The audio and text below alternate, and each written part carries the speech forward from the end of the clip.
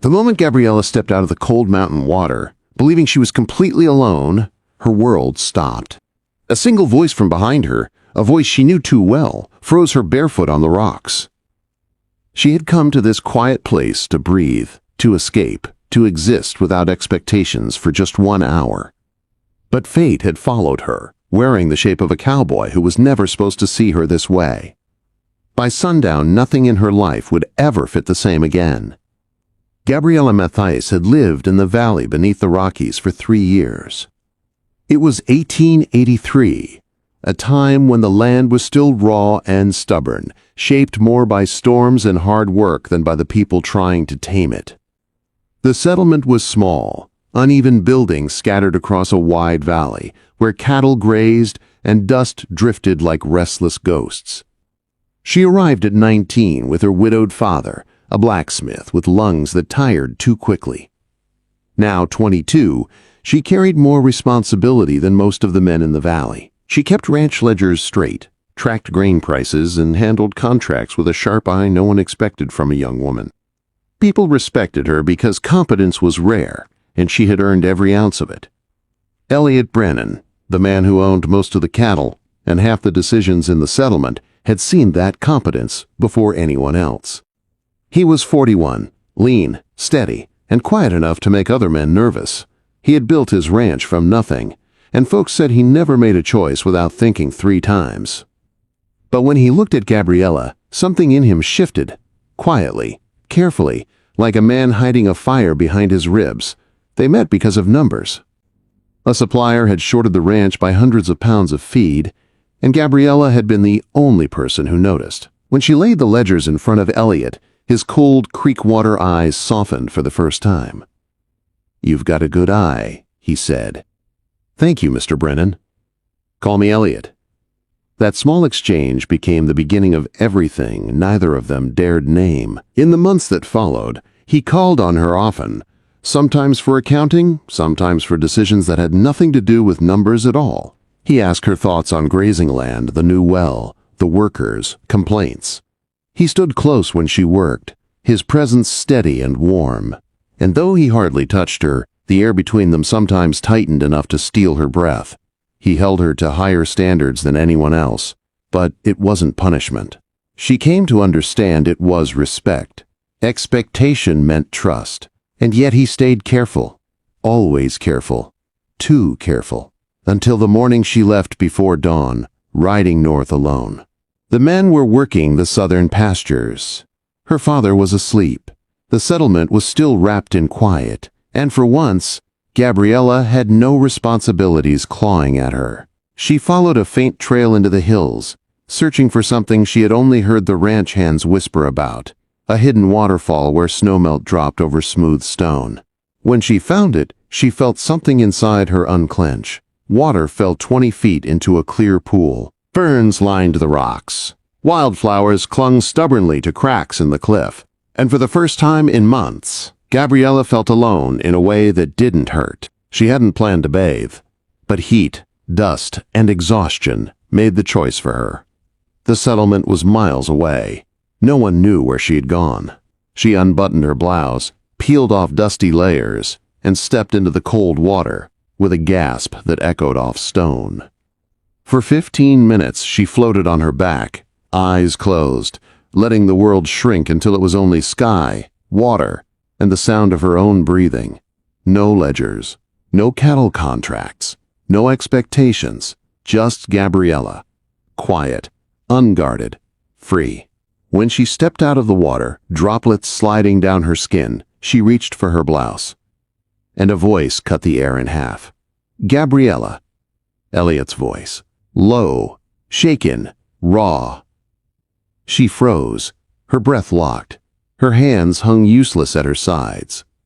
Heat flooded her face as she pressed her blouse against herself, too stunned to move, too exposed to breathe. She didn't turn. She couldn't. "I didn't know you were here," he said quickly. His words came out uneven, like a man losing a fight with his own control. "I swear I didn't. I'll go. I'm leaving."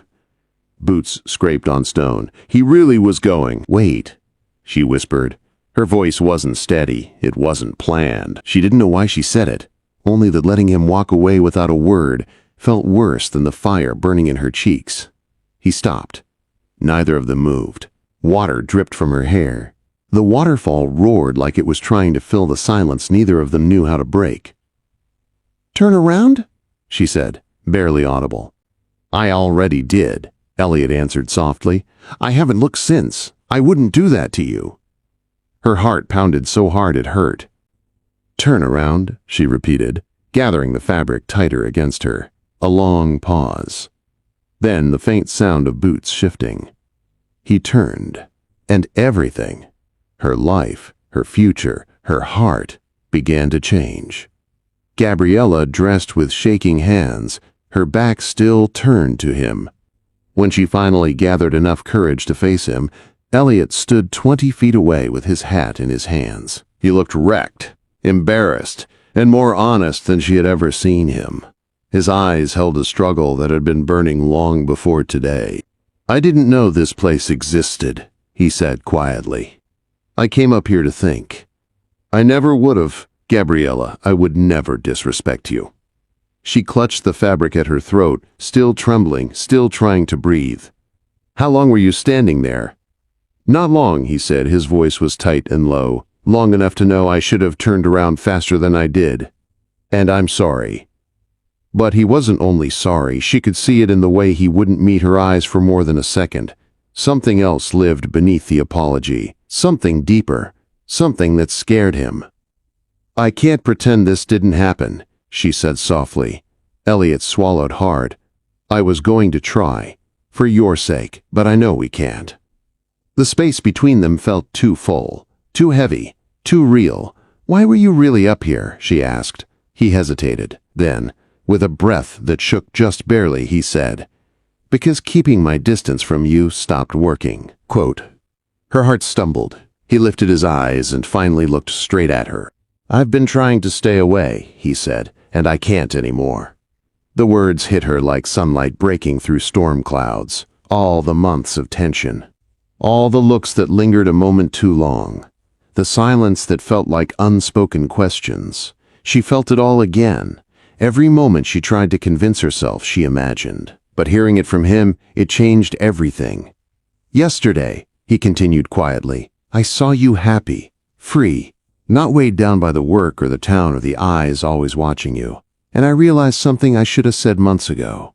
Her heartbeat slowed, focused, waited. "I care for you more than I should." The world around them seemed to stop. Gabriella took a step toward him. Elliot didn't move, but his breath hitched like her closeness frightened him more than any danger he'd ever faced. "You think I don't know how complicated this is?" she asked. "You think I haven't been fighting the same thing?" He blinked, stunned. "You?" Quote. "Yes, Elliot," she said, her voice finally steady. "I feel the same." The relief on his face looked like something breaking free after being held too tightly for too long, but he shook his head once, slowly, forcing himself back into restraint. "This place, this valley, these people. They'll talk," he said. "They'll say I took advantage of you. They'll say you weren't given a choice." "Then let them talk," Gabriella said. "The choice is mine, not theirs."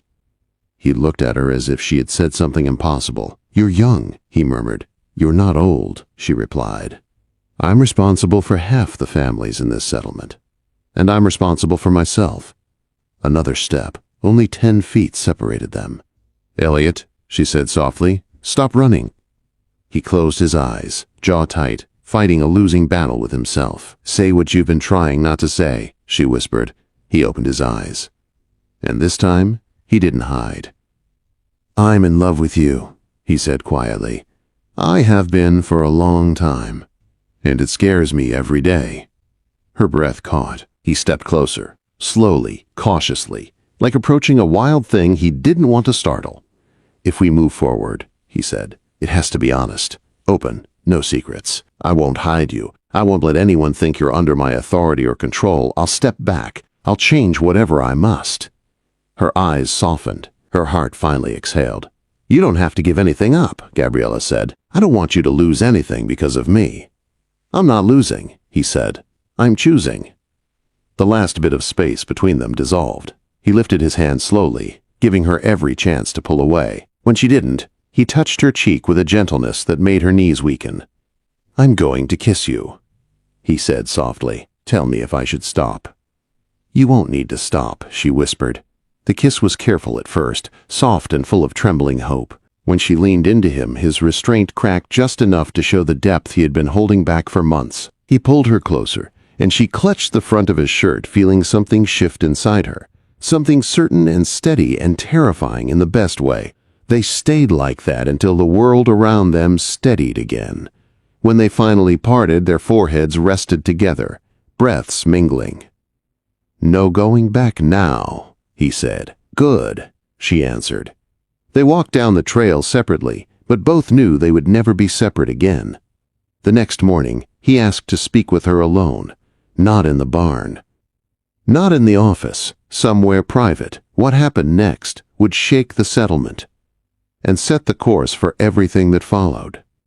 The morning after the waterfall changed everything, Gabriella woke to the careful knocking of a man who had not slept either. Elliot stood on her doorstep with his hat in his hands and worry written across his face. He looked like a man who had rehearsed every word but still wasn't sure how to begin. "Not here," she whispered, glancing toward her father's room. "He's sleeping." He nodded. "There's a supply shed behind the main barn. No one's there this early." It wasn't proper, it wasn't safe, it didn't matter. "Lead the way," she said. They walked through the quiet settlement, the sun barely rising, the world unaware that the ground beneath them had already shifted. Inside the shed, sunlight slipped through the gaps in the boards, painting the room in thin gold stripes. Elliot closed the door behind them and stood awkwardly, as if unsure of his right to occupy the same air as her anymore. "You said you needed to talk," Gabriella said. He looked at her, then looked away, gathering courage like a man reaching into fire. "The beginning," he murmured. "I should start at the beginning." She waited. 2 years ago," he said slowly, "when you corrected that grain order, I realized you were smarter than every man I employed. I thought it was respect. Then I thought it was admiration, but it was never just that." He rubbed the back of his neck, a rare sign of nerves. "I started watching for you," he continued quietly. "Listening for your voice. Adjusting my schedule just so I might walk past you in the office. I kept telling myself it was nothing, but it wasn't nothing." Her breath caught.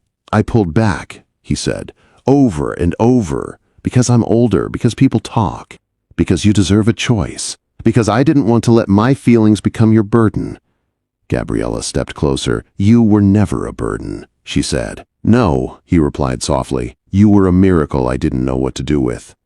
The words struck deep, warm and terrifying. He swallowed hard before continuing.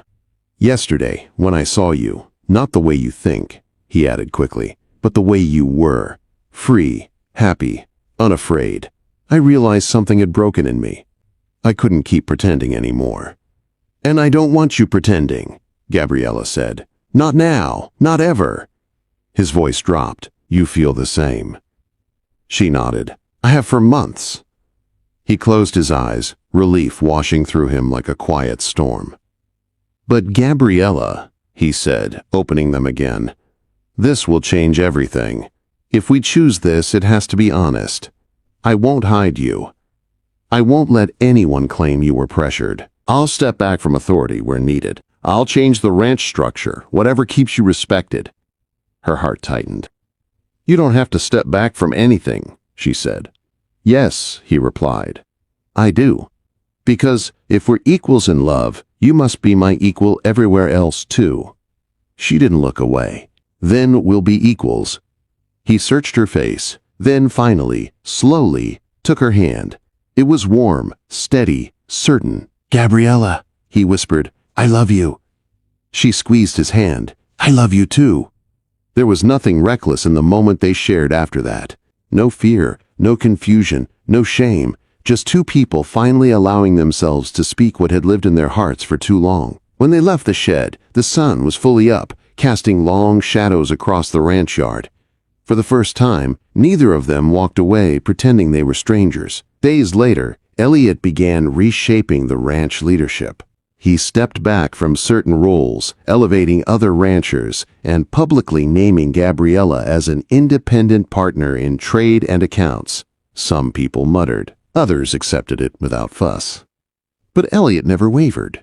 3 weeks later, he stood in the ranch office at dusk, voice quiet but sure. "I want to marry you," he said, not in secret, not ashamed, not hurried, properly. "You don't need to ask twice," Gabriella whispered. They married in late September on a plateau above the valley. The sky was a brilliant blue, the wind gentle, the mountains watching like old silent witnesses. 40 people came, some curious, some supportive, all reshaped by what they were seeing. A strong man and a strong woman standing as equals. Her father cried softly. Morin, the ranch cook, pretended she wasn't crying at all. Elliot kissed Gabriella like a man stunned by his own luck. Life after that wasn't perfect. It wasn't supposed to be. They faced trouble, illness, disputes, and long seasons of hard work. They raised children, Ariana, Flynn, and Emery, each of them stitched into their lives with joy and exhaustion and pride. They grew older together, softer in some ways, harder in others, but always side by side. 30 years later, when their hair had silvered and their hands had grown worn from decades of work, they rode north once more to the waterfall. The place looked unchanged. Clear pool, steady fall, ferns clinging to stone. But they were not the same people who had stood here once, young and trembling and unsure.